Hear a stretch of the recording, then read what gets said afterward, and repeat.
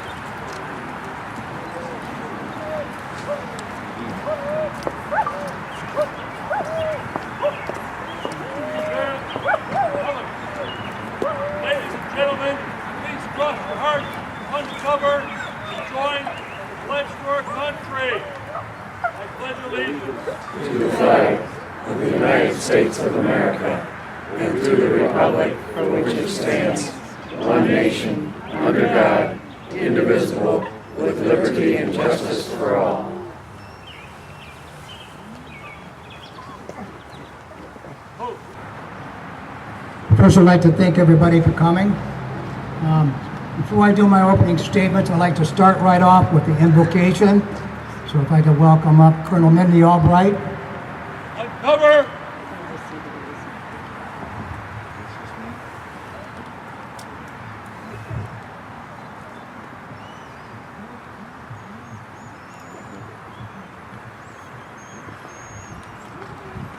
Good morning. As we gather together on this Canine Veterans Day,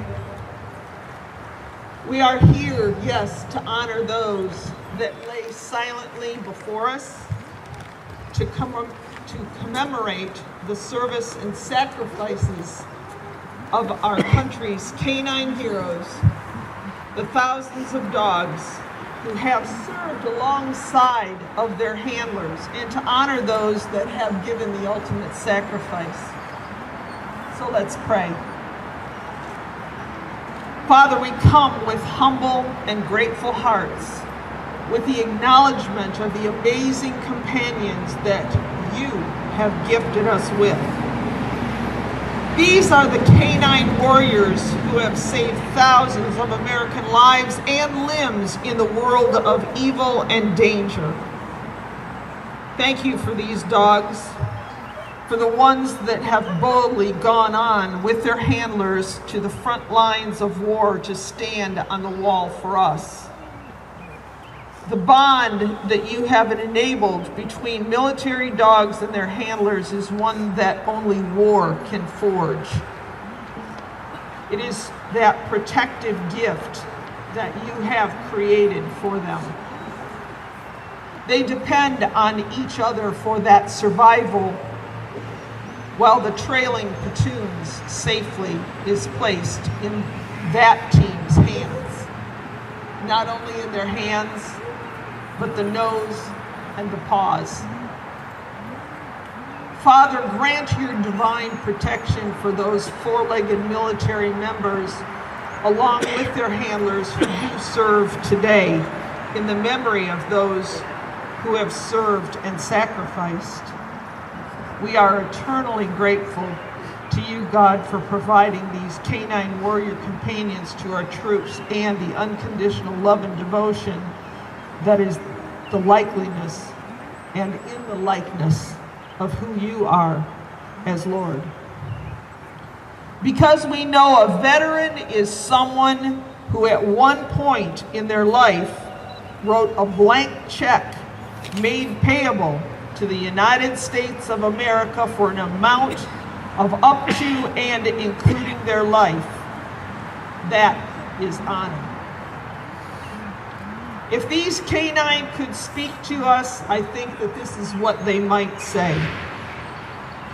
My eyes are your eyes, to watch and protect yours. My ears are your ears, to hear and detect the evil minds in the dark.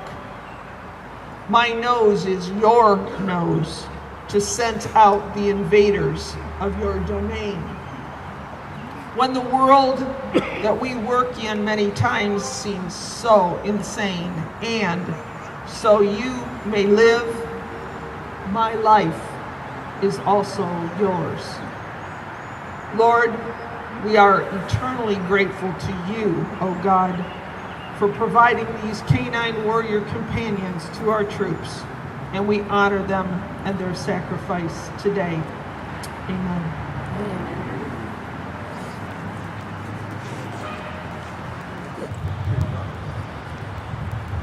Canine Veteran Day is actually officially on March 13th.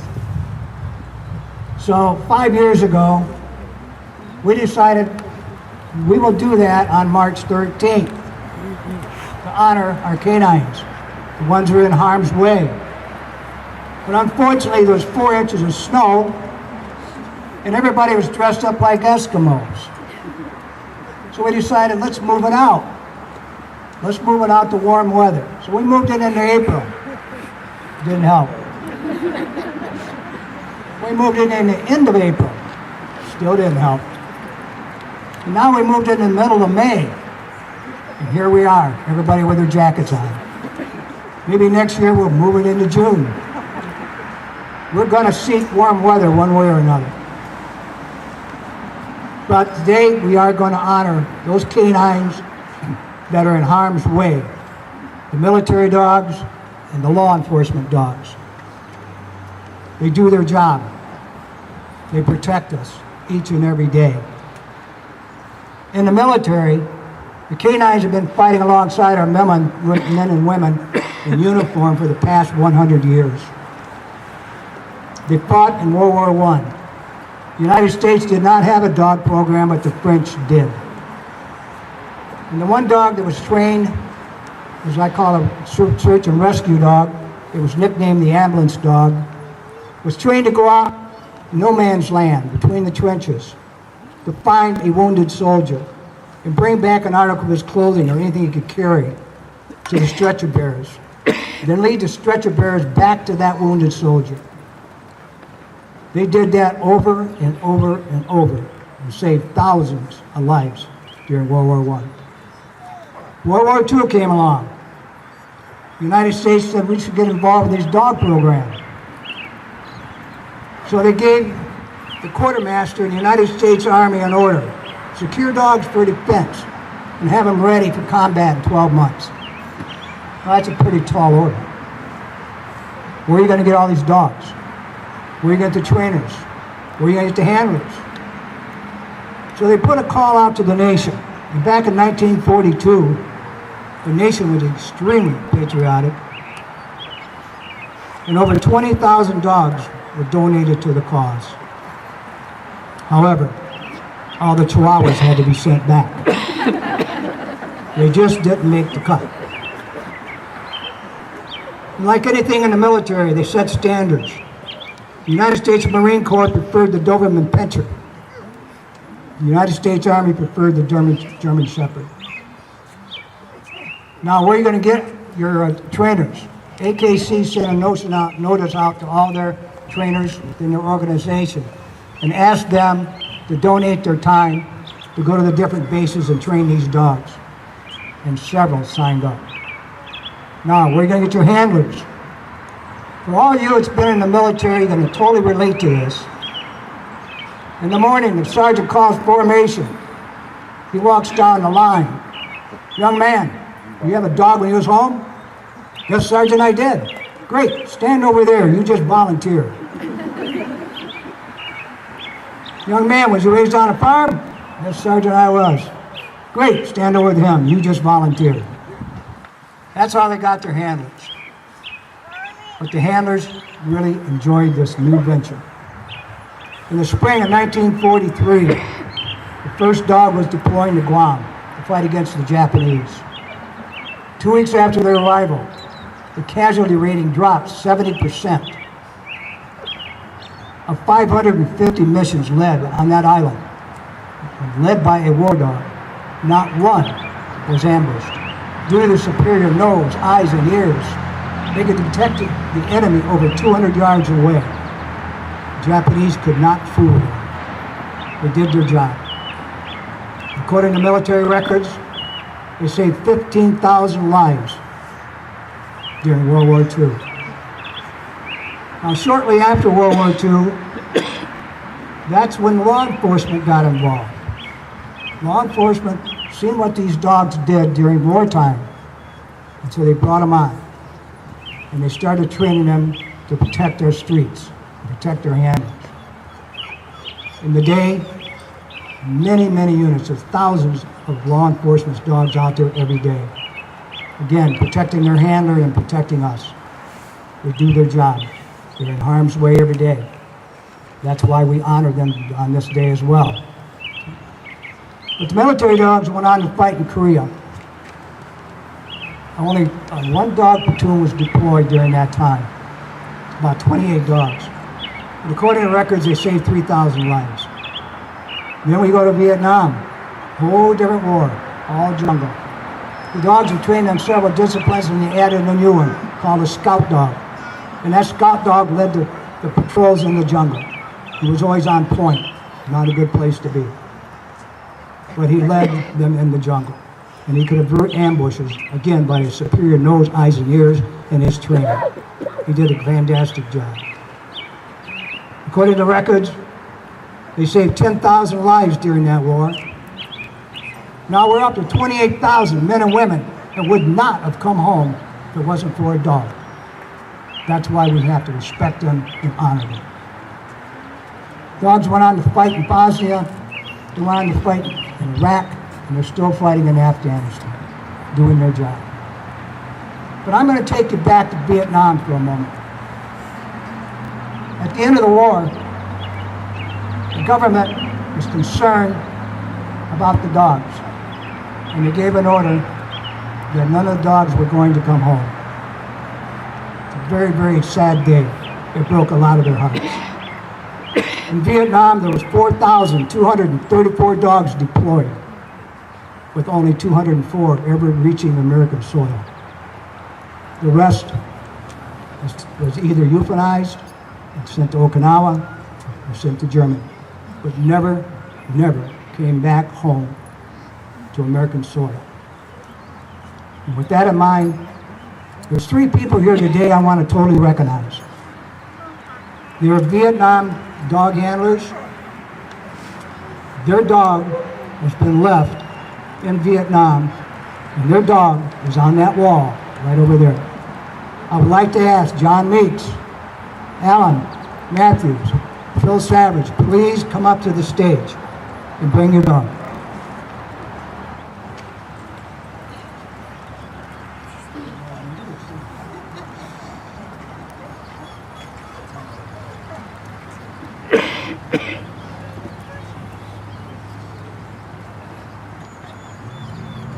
Over the last few years, Barbara and I have been traveling around to different areas. We go to several events, and we met a lot of people, a lot of dog handlers, and we made a lot of friends. These guys standing behind me went through the thick of it. And the day when they came home, having to leave their dog, was a very, very sad day. And so today, I want to recognize them. So let's give them a big hand.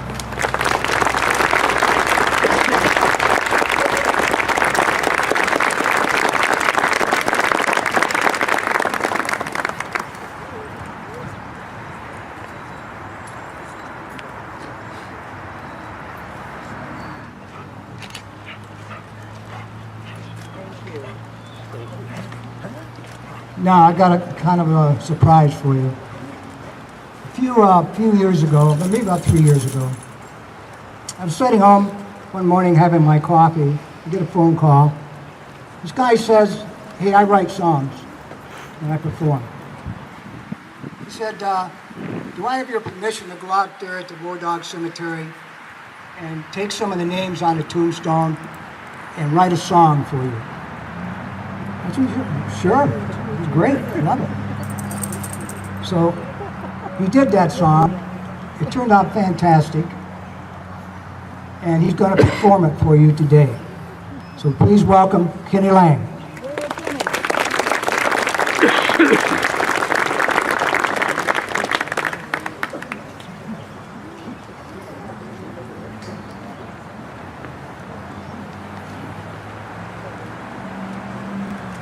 With honor, with respect, with gratitude, and with love.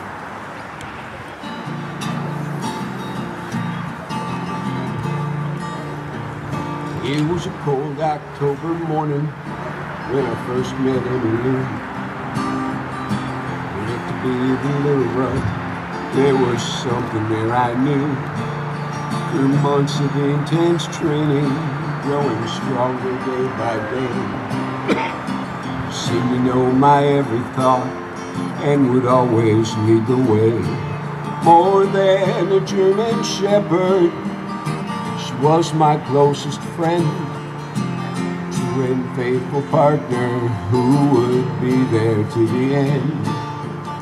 Always right beside me, standing strong and tall. Grace of God goes with her, four-legged hero, giving all. Deployed into a battle zone, hell on earth to me. Amy knew the dangers that I could never see, just like Cody, Cena, Buddy, and Axe, to name a very few. Served her tour of duty until her time on earth was through. More than a German shepherd, she was my closest friend, a true and faithful partner who would be there to the end. Always right beside me, standing strong and tall. Grace of God goes with her, four-legged hero, giving all. Well now, Emmy has gone home now. It's a cold October morning. Somewhere in this land of ours, another hero's born. I think about her always, and when I cross that rainbow bridge, she'll be waiting right there for me and come running down the ridge. Well, I'll cry, then I'll smile big as I think of the past she tried. You know, it's no coincidence in my mind that dog spelled backwards is God.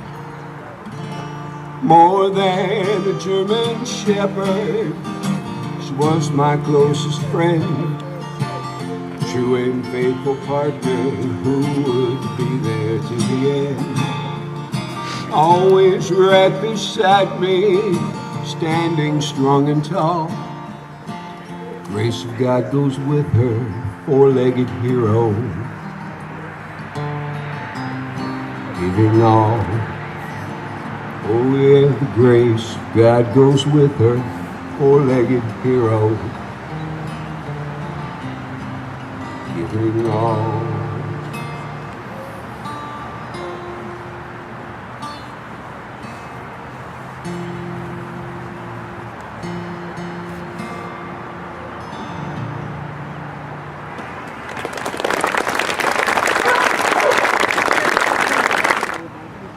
I'd like to welcome our first speaker, become a very good friend of mine. He was in law enforcement for 28 years. 25 of those years as a canine handler. He's also the founder of Canine Academy Training in Taylor, Michigan. Also president of the National Association of Professional Canine Handlers. Please help me welcome Terry Foley.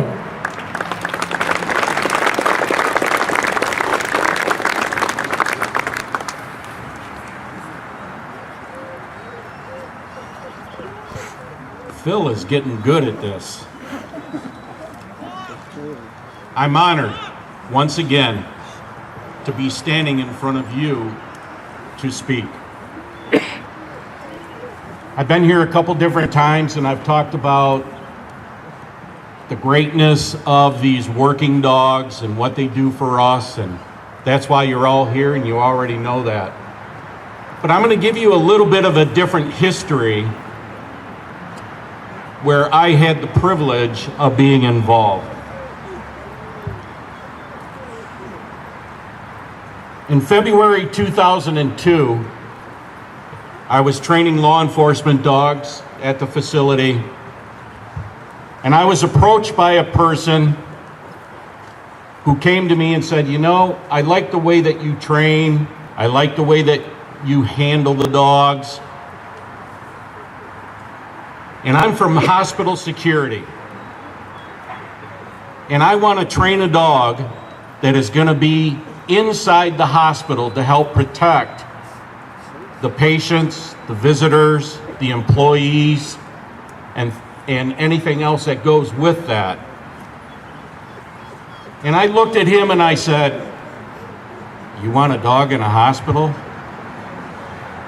We know that we've had therapy dogs who do an excellent job and have been in the hospital, but we never thought about putting a working dog inside a hospital.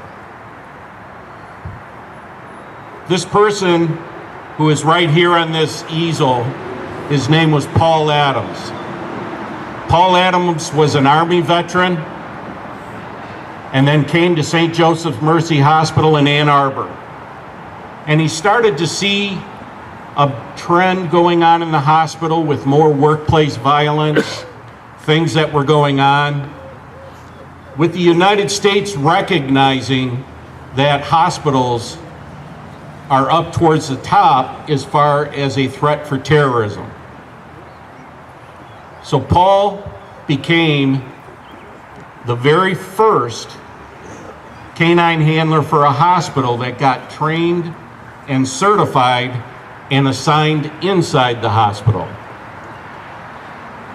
And in his training, he got the same training as any of the law enforcement officers do, but we of course had to adapt to the hospital. There's city within a city. The wheelchair movement, people on crutches, mental health issues, children. Because let's face it, most people that come to a hospital are not happy to be there. So he also wanted that dog to be a comforter. So very shortly thereafter, Paul started his first dog, Saber, along with another officer and his dog, and changed what is now a very thriving and very important portion of a working dog. We knew that the German Shepherds and other breeds are very valuable in what they can do, but they got extensive obedience training, extensive aggression control training. Who'd ever thought we would have a dog inside of a hospital that upon command can bark and growl or do what they need to do? But then once that light switch was turned off, they now had to comfort the people that were there, the patients, the visitors, and anybody else that happened to walk through those doors. But they also were explosive detection trained. It was very important for them to do that because law enforcement was strapped. They couldn't always be there. If a bag or a package was left, in the past, if it was suspicious, you'd have to call law enforcement. You'd have to close the whole hospital down just to check that package. But all of the officers that are standing here next to me on my left-hand side are all explosive detection trained and able to now handle any of those kind of issues that may become within their walls.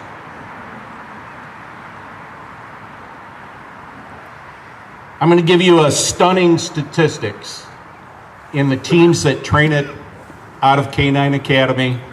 We currently have 31 hospital teams now training at our facility.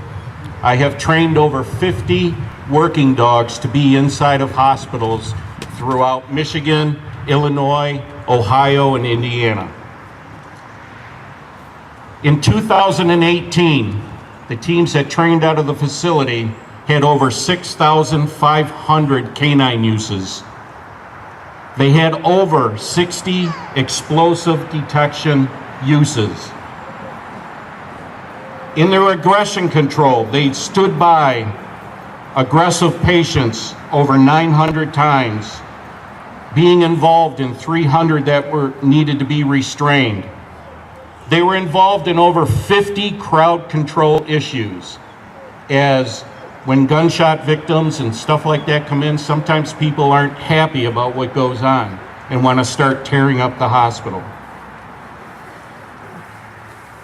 But those same dogs who had that aggression control issues and were that deterrent, they also had over 3,200 patient and visitor canine visits.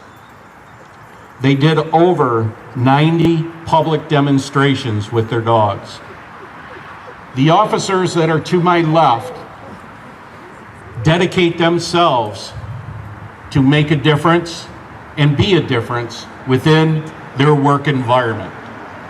Their dogs live in the house with them, just like our law enforcement dogs. They have to come to training every week. It's a 24/7 job. And I am proud to stand here in front of you to tell you that I had a part of training these dedicated officers. My friend Paul passed away in January of 2016 from cancer. But I want to tell you this, that he said something to me when we would sit there, maybe have a beer or two, about our success that we've been able to make these working dogs do something. And he would tell me, Terry, we're not going to go where the path may lead. Instead, we're going to go where there is no path and leave a trail. Thank you.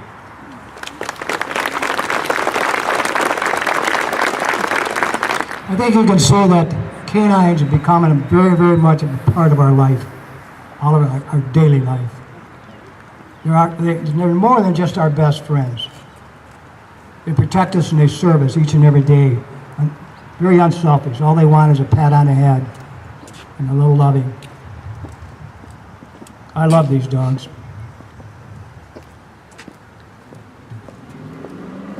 Our next speaker.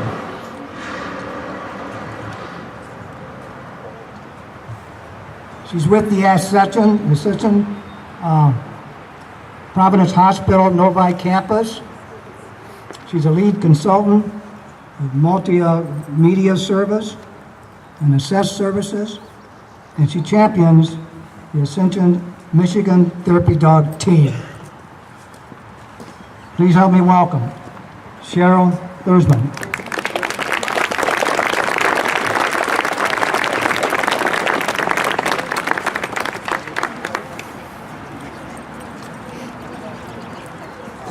Good afternoon. To get started here, our handlers who are present represent a small amount of our handlers, as do the dogs. We got a few dogs here with us, but we have a much larger team. I'm Cheryl Throshman, a champion of the Ascension Michigan Therapy Dog Team. And on behalf of the program, I wish to extend our gratitude to the Michigan War Dog Memorial Board for inviting us to share about our program. It's kind of ironic, we're coming off of Terry's talk, and I appreciate that because I think from a hospital perspective, we all really, really appreciate our canines that serve with the security team. They're fabulous. With that said, we are the opposite side of the security team. Our guys will roll over and you got to pet them and They wouldn't do anything that Terry's dogs would. So let me begin though on stage. You have Jack up here? Jack, can you join us? Come on up. On stage are our handlers. Again, they represent a small group of our handlers with some of our dogs. And Jack Greg, from co-founder of Paradise Dog Training, is joining us. Jack has been with us since the inception of the program. Okay, so our therapy dog program started a little over 10 years ago. We opened a brand new hospital in Novi. And being a new hospital, it was filled with state-of-the-art equipment, highly skilled clinicians. And we truly were a high-tech facility, no doubt. But regardless of all the great technology, our leaders came to us and said, we're further challenging you to find a way to make our patient experience the very best possible. So some of us sat down and kind of went out of the box, and we looked at one of the most simplest, low-tech ways that we feel was a sure thing, and that was the start of the therapy dog program. So the concept of pet therapy has been around forever. You go into any hospital, any extended care facility, and you see dogs and handlers making visits. In fact, many of you have your very own personal therapist right at home. But what makes our program so unique is that the hospital actually owns the dog. So instead of relying on groups to come and do our visits, we have an in-house dog. Working with Paradise Dog Training, we started the program at Providence and Novi, and quickly expanded to 7 hospitals within our system. So today, each of these 7 hospitals have at least one dog, and collectively, we are close estimates on this. Our dogs meet and greet over 250,000 people a year. The advantages of a hospital-owned dog are plenty. Basically, we have control over the pet therapy visit. We have infection control policies and procedures in place that protect both the dogs and humans. We have well-trained dogs and handlers that ensure safety of all involved. And we have a reliable program that works off of routine schedules. So our nurses pretty much know when that dog is coming up and who they should be visiting. Our dog handlers are recruited through the Volunteer Services Department and receive over 20 hours of training. They're dedicated, enthusiastic, and they love their jobs. Our dogs come from Paradise Dog Training and are selected for proper temperament, excellent health, and ease of trainability. They are trained to be well-behaved, be tolerant of the hospital environment, which includes a huge variety of smells, sounds, apparatuses. They get very, very used to it, and if it doesn't work for them, then we move on to the next dog with Jack's help. We do have very specific training put in place for our dogs, so they are actually taught not to lick, not to lift a paw. We never want them licking patients or giving kisses. We never want them lifting a paw, fear they might pull an IV line or scratch some tender skin. We call this 4 on the floor, and the only time that they're actually allowed to go out of the box on 4 on the floor is when the handler puts a chair at the patient bedside, and 2 paws up on the chair, and they can visit with the patient that's unable to stand up or to sit up. So that patient still gets their pet visit. So remember when I started to tell you about the program, I don't know if some of you caught it, but the key here was our charge was to be creative without breaking the budget. So through the generosity of the community and our associates and our volunteers, our program runs on 0 operational dollars. So that means that every dollar spent in our program comes from the community, the physicians, the associates, and the businesses in the community. We are most blessed to have partnered with businesses that truly believe in the human-animal bond. Pet Supplies Plus, corporate headquarters in Livonia, has been with us since the inception of the program, and they give these dogs everything a dog could need that comes from a store. It's crazy. Toys, food, everything. We also are most grateful for our veterinarian care professionals in the community who expertly and so generously give of their services. Plaza Veterinary Hospital, who we have a few of their folks here today. I thank you so very, very much for all that you have given us, and don't cry because I see you. I thank you so much for all you've given us. Plaza Vet actually cares for 5 of our 10 dogs, so they are truly our partners. Oakland Veterinary Referral Services, they help us on some specialty cases. We also have Dr. Mike in St. Clair, Thompson Vet in St. Clair Shores, and most recently joined us is the VCA Countryside Animal Hospital in Hull. We also have groomers like Animal Crackers in Hull, who generously keep our dogs looking their best. And as equally important, our hospital associates, volunteers, physicians, patients, and friends also contribute to the programs through the annual giving campaign.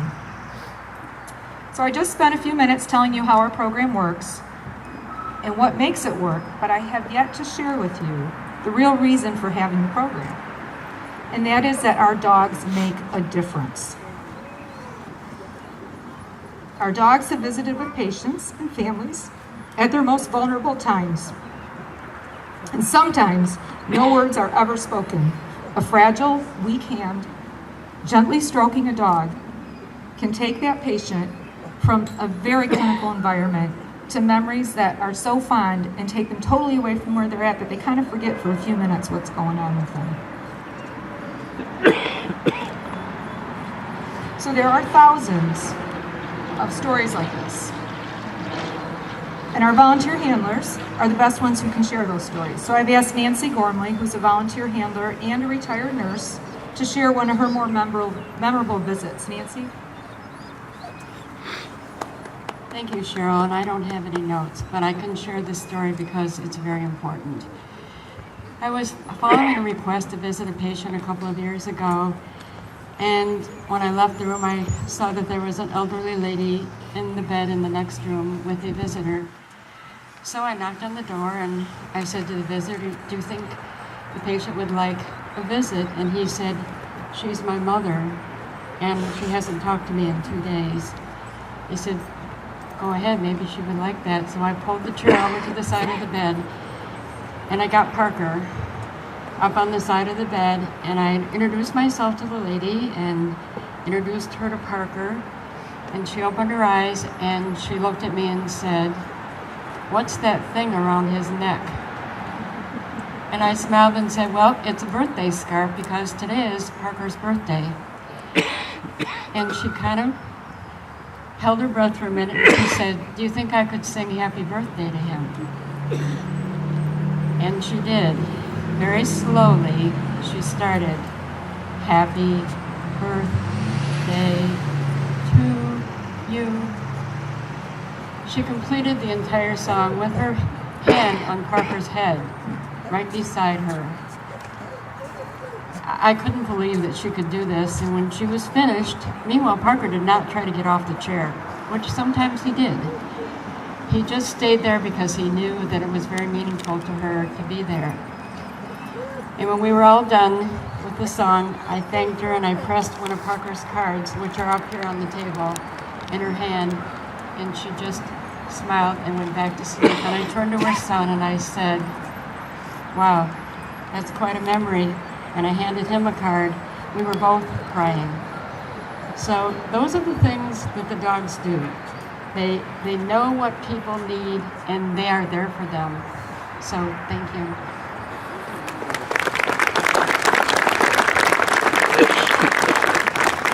So with that, I will close once again by saying thank you to Michigan War Dog Memorial, the board and the volunteers, for inviting us to share our program. And it touches me that today, here, we are standing in the company of some of the greatest dogs that have served our country and communities. I can assure you of this. Our hospital therapy dogs have not served as in great of capacity as our war dogs here, but they certainly have served with greatness. Thank you.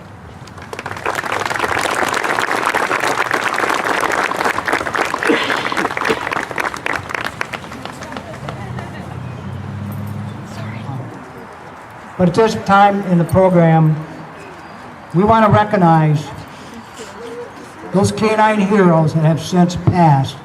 So I'd like to ask the VFW a veteran of foreign war, to please present the wreath.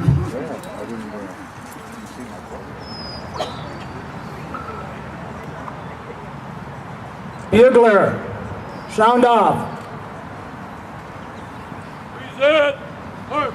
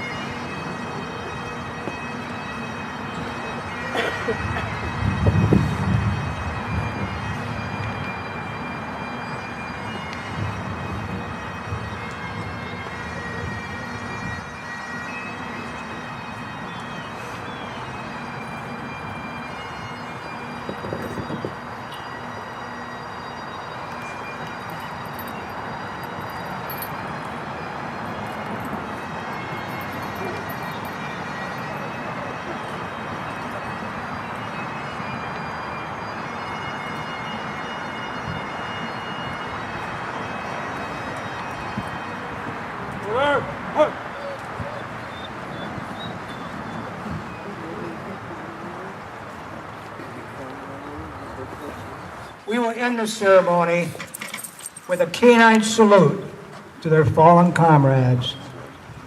Canine team, step forward.